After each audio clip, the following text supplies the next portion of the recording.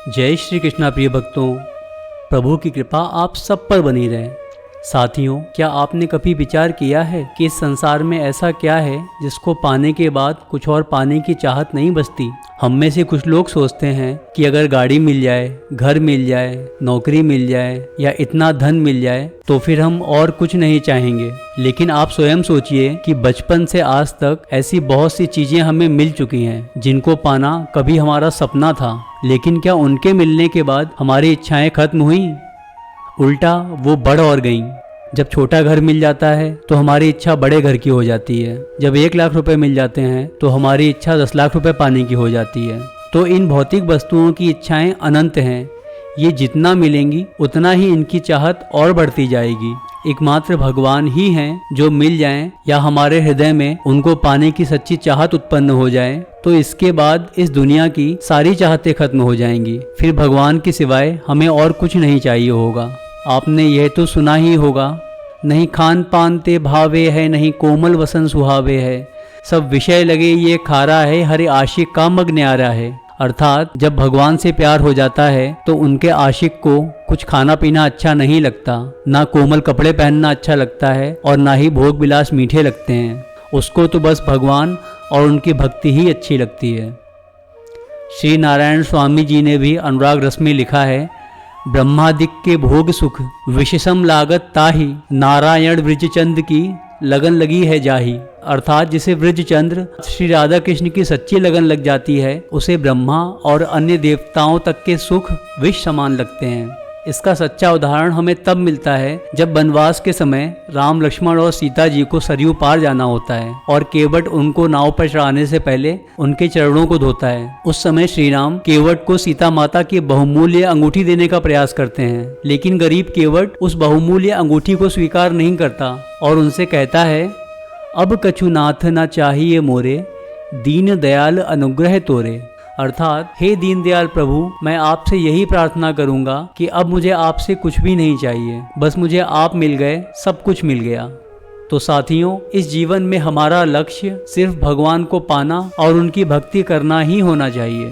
यही हमारे जन्म का उद्देश्य है और यही हमारा परम कर्तव्य।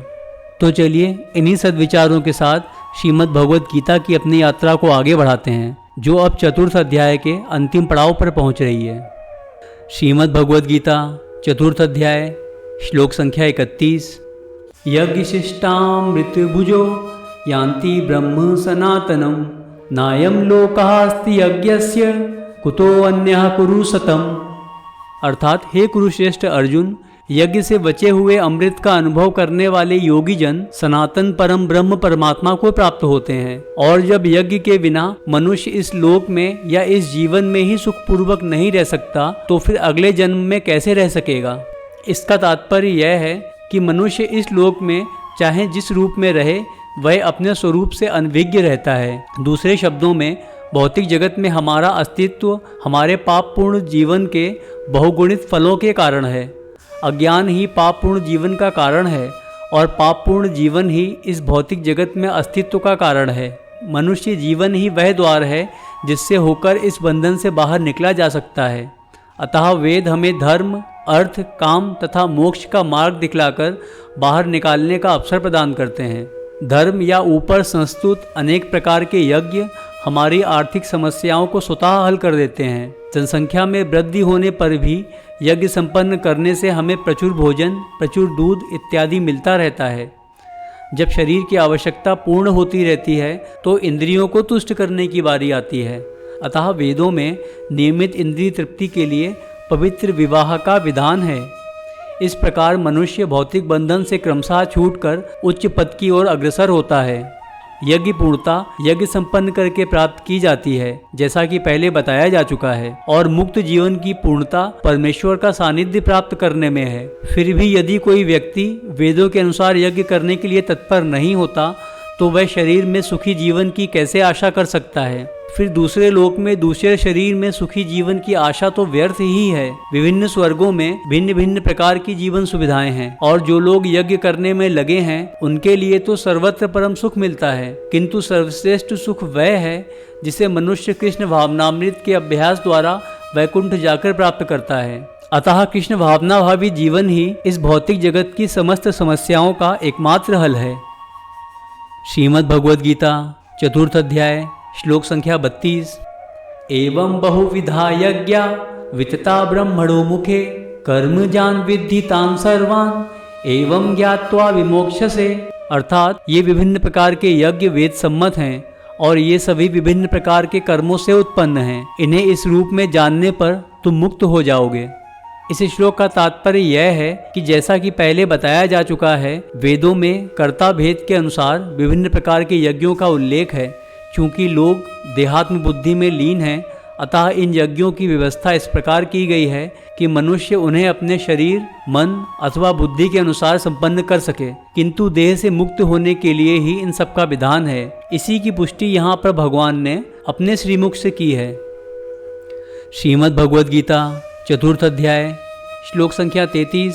श्रेयान द्रव्यमयात् यज्ञात् ज्ञान यज्ञः परन्तप सर्वं कर्माखिलं पार्थ ज्ञाने परिसमाप्यते। अर्थात हे परंतप, द्रव्य यज्ञ से ज्ञान यज्ञ श्रेष्ठ है। हे पार्थ, अंततो गत्वा सारे कर्म यज्ञों के अवसान दिव्य ज्ञान में होते हैं। इसका तात्पर्य यह है कि समस्त यज्ञों का यही एक प्रयोजन है कि जीव को पूर्ण ज्ञान प्राप्त हो, जिससे वह भौतिक कष्टों से छुटकारा पाकर अंत में परमेश्वर की दिव्य सेवा प्राप्त कर सके। तो भी इन सारे यज्ञों की विविध क्रियाओं में रहस्य भरा है और मनुष्य को यह रहस्य जान लेना चाहिए। कभी कभी कर्ता की श्रद्धा के अनुसार यज्ञ विभिन्न रूप धारण कर लेते हैं। जब यज्ञकर्ता की श्रद्धा दिव्य ज्ञान के स्तर तक पहुंच जाती है तो उसे ज्ञान रहित द्रव्य यज्ञ करने वाले से श्रेष्ठ माना जाता है, क्योंकि ज्ञान के बिना यज्ञ भौतिक स्तर पर रह जाते हैं और इनसे कोई आध्यात्मिक लाभ नहीं हो पाता। यथार्थ ज्ञान का अंत कृष्ण भावनामृत में होता है, जो दिव्य ज्ञान की सर्वोच्च अवस्था है। ज्ञान की उन्नति के बिना यज्ञ मात्र भौतिक कर्म बना रहता है, किंतु जब उसे दिव्य ज्ञान के स्तर तक पहुंचा दिया जाता है तो ऐसे सारे कर्म आध्यात्मिक स्तर प्राप्त कर लेते हैं। चेतना भेद के अनुसार ऐसे यज्ञ कर्म कभी कभी कर्मकांड कहलाते हैं और कभी ज्ञान कांड। यज्ञ वही श्रेष्ठ है जिसका अंत ज्ञान में हो। श्रीमद् भगवद गीता चतुर्थ अध्याय श्लोक संख्या 34। तद विद्धि प्रणिपातेन परिप्रश्नेन सेवया उपदेक्ष्यन्ति ते ज्ञानम ज्ञानिनः तत्वदर्शिनः। अर्थात तुम गुरु के पास जाकर सत्य को जानने का प्रयास करो, उनसे विनीत होकर जिज्ञासा करो और उनकी सेवा करो। स्वरूप सिद्ध व्यक्ति तुम्हें ज्ञान प्रदान कर सकते हैं, क्योंकि उन्होंने सत्य का दर्शन किया है। इस श्लोक का तात्पर्य यह है कि निसंदेह आत्म साक्षात्कार का मार्ग कठिन है, अतः भगवान का उपदेश है कि उन्हीं से प्रारंभ होने वाली परंपरा से प्रामाणिक गुरु की शरण ग्रहण की जाए। इस परंपरा के सिद्धांत का पालन किए बिना कोई प्रामाणिक गुरु नहीं बन सकता।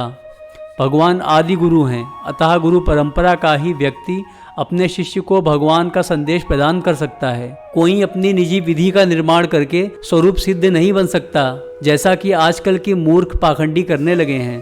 भागवत के छठे स्कंद के तीसरे अध्याय के 19वें श्लोक का कथन है, धर्मंतु साक्षात भगत प्रणीतम। अर्थात धर्म पथ का निर्माण स्वयं भगवान ने किया है। अतएव मनोधर्म या शुष्क तर्क से सही पद प्राप्त नहीं हो सकता। ना ही ज्ञान ग्रंथों के स्वतंत्र अध्ययन से ही कोई आध्यात्मिक जीवन में उन्नति कर सकता है। ज्ञान प्राप्ति के लिए उसे प्रामाणिक गुरु की शरण में जाना होगा। ऐसे गुरु को पूर्ण समर्पण करके ही स्वीकार करना चाहिए और अहंकार रहित होकर दास की भांति गुरु की सेवा करनी चाहिए। स्वरूप सिद्ध गुरु की प्रसन्नता ही आध्यात्मिक जीवन की प्रगति का रहस्य है। जिज्ञासा और विनीत भाव के मेल से आध्यात्मिक ज्ञान प्राप्त होता है। बिना विनीत भाव तथा सेवा के विद्वान गुरु से की गई जिज्ञासाएं प्रभावपूर्ण नहीं होगी। शिष्य को गुरु परीक्षा में उत्तीर्ण होना चाहिए और जब गुरु शिष्य में वास्तविक इच्छा देखता है तो स्वतः ही शिष्य को आध्यात्मिक ज्ञान का आशीर्वाद देता है। इस श्लोक में अंधे होकर किसी के पीछे चलने तथा निरर्थक जिज्ञासा, इन दोनों की भर्त्सना की गई है। शिष्य न केवल गुरु से विनीत होकर सुने, अपितु विनीत भाव तथा सेवा और जिज्ञासा द्वारा गुरु से स्पष्ट ज्ञान प्राप्त करे। प्रामाणिक गुरु स्वभाव से शिष्य के प्रति दयालु होता है, अतः यदि शिष्य विनीत हो और सेवा में तत्पर रहे तो ज्ञान और जिज्ञासा का विनिमय पूर्ण हो जाता है। श्रीमद् भगवद गीता चतुर्थ अध्याय श्लोक संख्या 35। यत् ज्ञात्वा न पुनः मोहम एवं यास्यसि पांडव येन भूतान्यशेषाणि द्रक्ष्यसि आत्मनि यथोमयि। अर्थात स्वरूप सिद्ध व्यक्ति से वास्तविक ज्ञान प्राप्त कर लेने पर तुम पुनः कभी ऐसे मोह को प्राप्त नहीं होगे, क्योंकि इस ज्ञान के द्वारा तुम देख सकोगे कि सभी जीव परमात्मा के अंश स्वरूप हैं, अर्थात वे सब मेरे हैं। इसका तात्पर्य यह है कि स्वरूप सिद्ध व्यक्ति से ज्ञान प्राप्त होने का परिणाम ये होता है कि यह पता चल जाता है कि सारे जीव भगवान श्री कृष्ण के भिन्न अंश हैं। कृष्ण से पृथक अस्तित्व का भाव माया कहलाती है। कुछ लोग सोचते हैं कि हमें कृष्ण से क्या लेना देना है, वे तो केवल महान ऐतिहासिक पुरुष हैं और परम ब्रह्म तो निराकार है। वस्तुतः जैसा कि भगवत गीता में कहा गया है, यह निराकार ब्रह्म कृष्ण का व्यक्तिगत तेज है। कृष्ण भगवान के रूप में प्रत्येक वस्तु के कारण हैं। ब्रह्म संहिता में स्पष्ट किया गया है कि कृष्ण श्री भगवान हैं और सभी कारणों के कारण हैं। यहाँ तक कि लाखों अवतार उनके विभिन्न विस्तार ही हैं। इसी प्रकार सारे जीव भी कृष्ण का अंश हैं। मायावादियों की यह मिथ्या धारणा है कि कृष्ण अपने अनेक अंशों में अपने निजी पृथक अस्तित्व को मिटा देते हैं। यह विचार सर्वथा भौतिक है।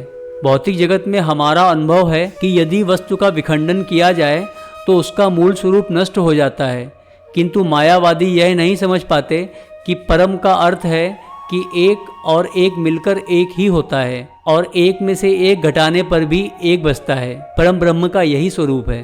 ब्रह्म विद्या का पर्याप्त ज्ञान न होने के कारण हम माया से आवृत हैं। इसीलिए हम अपने को कृष्ण से पृथक सोचते हैं। यद्यपि हम कृष्ण के भिन्न अंश ही हैं, किंतु तो भी हम उनसे भिन्न नहीं हैं। जीवों का शारीरिक अंतर माया है अथवा वास्तविक सत्य नहीं है। हम सभी कृष्ण को प्रसन्न करने के निमित्त हैं। केवल माया के कारण ही अर्जुन ने सोचा कि उसके स्वजनों से उसका क्षणिक शारीरिक संबंध कृष्ण के शाश्वत आध्यात्मिक संबंधों से अधिक महत्वपूर्ण है। गीता का संपूर्ण उद्देश्य इसी ओर लक्षित है कि कृष्ण का नित्य दास होने के कारण जीव उनसे पृथक नहीं हो सकता। कृष्ण से अपने को विलग मानना ही माया कहलाती है। परम ब्रह्म के भिन्न अंश के रूप में जीवों को एक विशिष्ट उद्देश्य पूरा करना होता है। उस उद्देश्य को भुलाने के कारण ही वे अनादिकाल से मानव, पशु, देवता आदि देहों में स्थित हैं। ऐसे शारीरिक अंतर भगवान की दिव्य सेवा को भूल जाने से उत्पन्न होते हैं। किंतु जब कोई कृष्ण भावनामृत के माध्यम से दिव्य सेवा में लग जाता है तो वह इस माया से तुरंत मुक्त हो जाता है। ऐसा ज्ञान केवल प्रामाणिक गुरु से ही प्राप्त हो सकता है और इस तरह वह इस भ्रम को दूर कर सकता है कि जीव कृष्ण के तुल्य हैं। पूर्ण ज्ञान तो यह है कि परमात्मा कृष्ण समस्त जीवों के परम आश्रय हैं और इस आश्रय को त्याग देने पर जीव माया द्वारा मोहित होते हैं, क्योंकि वे अपना अस्तित्व पृथक समझते हैं। इस तरह वे विभिन्न भौतिक पहचानों के मानदंडों के अंतर्गत के कृष्ण को भूल जाते हैं। किंतु जब ऐसे मोहग्रस्त जीव कृष्ण भावनामृत में स्थित होते हैं तो ये समझ जाते हैं कि वे मुक्ति पथ पर हैं, जिसकी पुष्टि भागवत के दूसरे स्कंद के 10वें अध्याय में की गई है, जहाँ कहा गया है मुक्तिर्त्वान यथारूपम स्वरूपेण व्यवस्थिति। अर्थात मुक्ति का अर्थ है कृष्ण के नित्य दास रूप में यानी कृष्ण भावनामृत में अपनी स्वाभाविक स्थिति पर होना। इस वीडियो में इतना ही, शेष चर्चा आगे। राधे राधे।